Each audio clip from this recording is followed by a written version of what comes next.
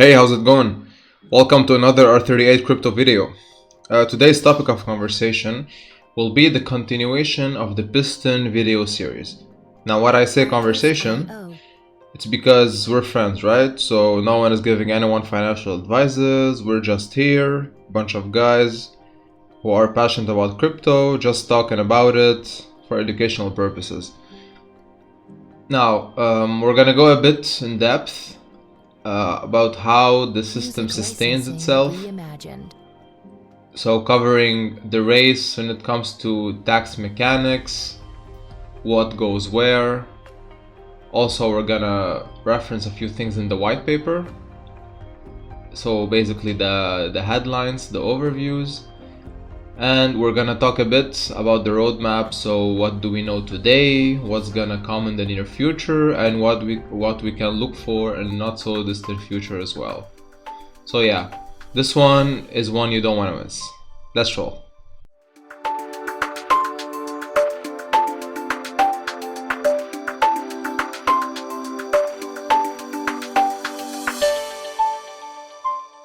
Alright, so starting from the initial point of us exchanging BNB in return to the PSTN token, right?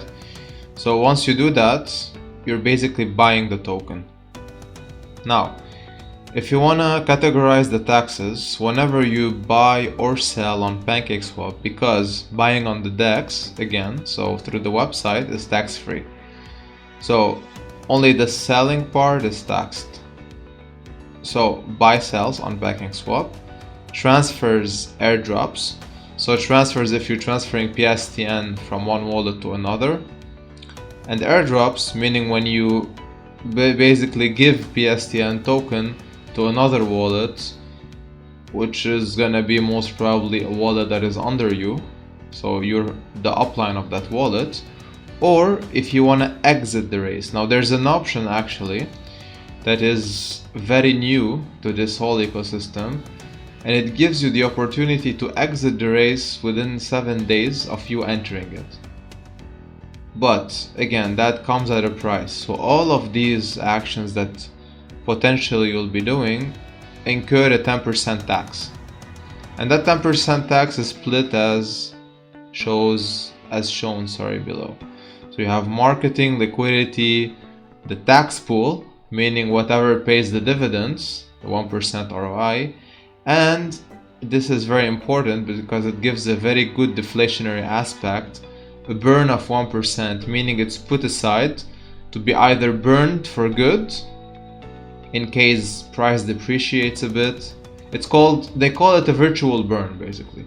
So there's an option there to put it aside forever, remove it out of circulation, or there could be a possibility to add it back to the tax pool in case that's needed. So there's a choice there for it to happen. But remember, not a single decision can be made by one person. There needs to be 3 signatures. So just going back to the multi-sig part. So yeah, those actions incur 10% tax. Now once I have the token, yeah, I can hold it, right? If I just want to keep it in case price appreciates and then sell it, well, that works for some traders. Or I enter the race, and once I'm in the race, now we went through a bit of the background and some features of the race. There are a few actions that we mentioned, right? So the first and main one is depositing, which also incurs a 10% tax. Claiming, so after I take out my available fuel, that also incurs a 10% tax. And the division is as follows. So the upline, meaning the person under which I am situated, my wallet address, so my pit crew wallet address, would receive 5%. Now the round robin part means basically, so this part right here means that not only him will be receiving those 5%, but also the person who might be above him. So let's say my upline, so my pit crew guy, has the marketing wallet on top. So once it's gonna be him, next is gonna be the marketing wallet, and so on and so forth. Unless there are more people above, so then it switch up. And the tax pool gets also 5%. Now those are deposits and claims. The nitro, by nitro I mean the compounding feature that we discussed as well. has only 3% tax incurred, and it's given directly to the upline again in a round robin fashion. Now, if we do a breakdown of all these taxes and we add them up together to understand how much is given to what, you end up having a total of marketing tax up to 4%. So I'm just adding all the functions, right? Then the total tax pool will be given 49%, the majority. The total liquidity will have 8%. The total upline via deposits and nitros would also get 8%, and burned would be 4%. So virtual burn or completely burn. And also a small statistic to put things into perspective: out of the full amount of taxes that is incurred based on whatever you're doing, 67% of that will be allocated to the tax pool. So yeah, that's a pretty steep amount. A few things I want to reference in the white paper. Now, like I said, usually I don't read white papers with you guys. I mean, everyone must do their own research at the end. You have to go through it, really read it through. This is just a quick summary which helps you get into the system. So just want to point a few things. Now, in order to be able to benefit from these upline rewards, the one that we just mentioned, so being a pit crew yourself, there are up to 15 levels. By levels, I mean the people who are directly using your wallet, that's layer 1, level 1. Then if that person that's under you gets another person to use their wallet, that's layer 2, and so on and so forth. Hence the round robin feature that we mentioned. Now, in order to benefit from all of these layers, you'd need that much worth of PSTN. So layer 1 is just $100, $300, $500, and so on and so forth. So they basically priced it. They didn't add another token, right, for you to purchase in order to benefit, or they didn't just say you need to hold, for example, 2 PSTN tokens or 3 to benefit from layer 1, because at the end of the day the price fluctuates. It could actually appreciate to the point where it's not even worth it. So yeah, so I think a dollarization value is actually pretty good. And plus, whenever you do buy, and whenever you do want to benefit from this and you buy the PSTN token, let's say $100 worth of that, you have to stake it in a separate pool called the pit crew pool. So actually, if I go back to the racing, the racing window, I can come here. For example, you see this part right here, level up. So if I want to go from level 1, alright, actually I'm level 0, sorry. So if I want to reach level 1, meaning benefit from down layers, so layer 1, I have to add 3.91 PSTN tokens, which are valued today at 100 BUSDC. So this amount will keep changing depending on the price of PSTN. So all I gotta do is go to the DEX, purchase PSTN, stake it, and now I'm officially a beneficiary of all the layer 1s that choose to use my wallet. And like I said, once you do that, this is staked into a different pool, and it's staked, not burnt, meaning whenever you decide to exit the race, or if you're in the race and your wallet is maxed out, meaning you can take out this PSTN then. So it doesn't lose its value, it's not burned, it's still there. Maybe your wallet is maxed out, you want to start another wallet, and then you take this PSTN with you, you stake it to benefit even more. And when I say maxed out, just FYI, meaning you won't be earning dividends anymore, you're done. So your wallet is basically dead, null. You have to start a new one, hence why the 50,000 PSTN tokens is such a good threshold. And speaking of reaching that amount, there are added whale taxes, which I'm gonna also touch base on very quickly right here in this section of the white paper, that gives you an idea how sustainable would it be in the future whenever these big boys reach these amounts. So this essentially means that if your claimed amount is between this range, and by claimed amount I mean this amount right here, you see, so you have withdrawn max payout. So now, for example, for me, I can basically claim until 690 tokens, but I won't claim that much. I would only claim the difference between the two. So that would be about 639 tokens. That's the maximum I can claim before my wallet taps out.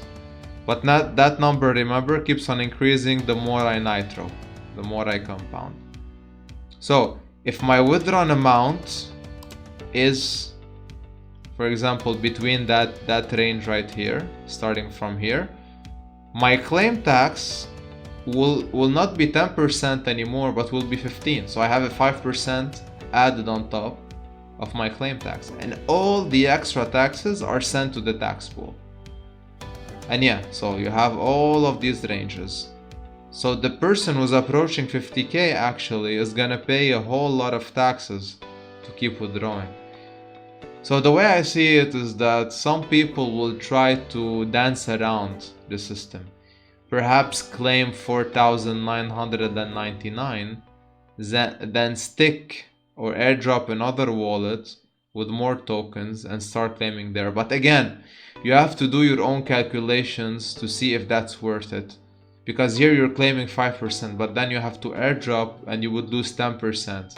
So yeah, maybe the best solution is to reach that amount, and then after that, because that's 10 and 10, 20, and then after that maybe it's more viable to go to another wallet. So yeah, so you have to do your own strategy or calculation in order to assess what's best for you, essentially. Sustainability comes from, yes, volume, demand, but it also other taxes as well, yeah, but it also comes from the utility and what's coming up. Now the first thing that's gonna be popping up really soon, now the dates are a bit blurry, like I said, go to the Telegram because the announcement, the latest announcements are there, so I would suggest you to do that. Here is just generalized stuff, and plus sneak peeks as well, so that's very important. So airdrop casino means that we just went through the airdrop function. You can, for example, randomly assign a number of PSTN tokens that you want to airdrop, let's say for a number of people. However, you want to choose one person to airdrop, or you can as well choose intervals. So I want to airdrop, let's say 10 to the first person that comes in, 5 to the second, and 5 to the third, let's say. And it shuffles between 10 people, it chooses those 3 wallets, and then it airdrops them. It's a really cool feature, I think it helps out. Now this one I'm excited for, actually, the auto compound feature. Meaning you don't have to go into the website and press the nitro button yourself. You can just set it up. I think what would happen here is that you have to allocate a certain amount of BNB for gas fees. I think you input it somewhere, and if you enable auto compound, you select the date, you select the time that happens. You can choose daily, weekly, whatever, and then it's gonna take from this small pool of gas fees, and then it's gonna compound for you. I think this is a very interesting addition. Let's say you're on vacation, you don't have access to internet, you don't have access to your cell phone, you want to enjoy your time. You have the auto compound feature, which can do the job for you, and you won't be missing out. Now this one is very generalized. I don't think there's much to be discussed here, but these two would come together. So they're gonna essentially create NFTs, claimable NFTs, and they're gonna show you avatars of yourselves. So I don't know, maybe Michael Schumacher in a car. So it's all tied back to the racing theme aspect of the ecosystem. And also they're gonna also be adding car parts in the form of NFTs, because this is, I think, the big thing that's coming up. There's actually a small sneak peek on Telegram, so if you go now you can check how the racing game will be, and they're gonna be adding the car parts as NFTs, perhaps players, I don't know what they have, what they have common. Is it only gonna be car parts or even cars themselves? I'm not sure. But my assumption is that you're gonna be able to purchase these avatar NFTs or these car parts NFTs or whatever NFTs they introduce with PSTN, and hopefully that PSTN will be either going to the virtual burn or removed from circulation, or even tax pool. There's so much to do here and so much that is in the works. So nothing is final. They're still discussing stuff, giving sneak peeks and so on. But I assume and I think the game will be a good addition to the ecosystem, perhaps its biggest addition and utility yet. And I think this is also something that will just bring more exposure marketing wise to the ecosystem. Now that's not the finish line. I think that's just the finish line of phase 1. I'm sure the team has much more to cover and much more to build, because based on what I've seen right now, these guys are professionals.